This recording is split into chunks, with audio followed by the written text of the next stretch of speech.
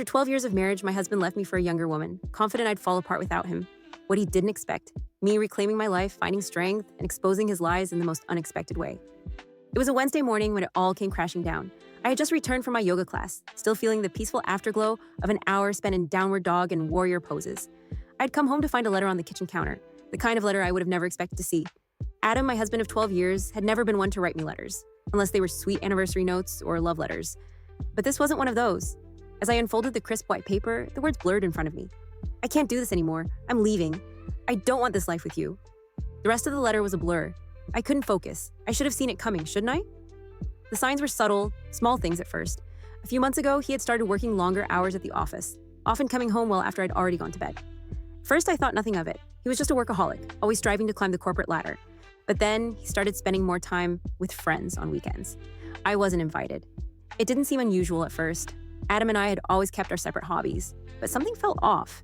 There was this distance between us now, like an invisible wall that neither of us knew how to break through. I picked up my phone, trembling. I tried calling him 3 times in a row. No answer. It was as if he had already made up his mind and was moving forward with his new life without even telling me in person. No goodbye, no warning. Instead of feeling angry, I felt numb. How could he do this to me? After everything we had been through together, he had been my partner through thick and thin. We had built a life together, shared goals, dreams, and even our deepest fears. We had no children, but we'd always talked about starting a family one day. I couldn't believe it was all falling apart just like that. I sat down on the couch, staring at the empty space beside me where he used to sit. How had I missed the signs? Was I that blind?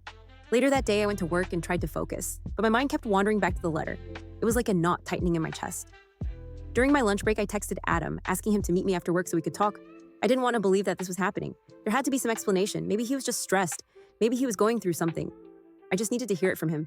But when I got home, I knew something was wrong. The apartment looked different. It was the same place we'd lived in for the last 6 years, our little sanctuary. But tonight, it felt empty, hollow.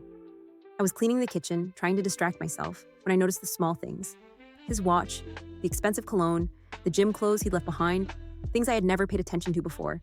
That's when I found the text messages. It wasn't just one, it was an entire thread between Adam and someone named Jess.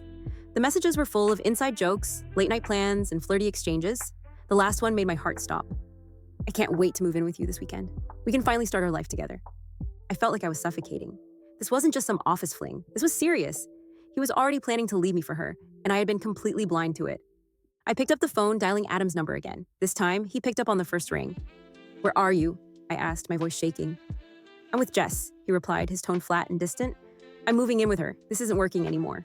You're just, not enough for me."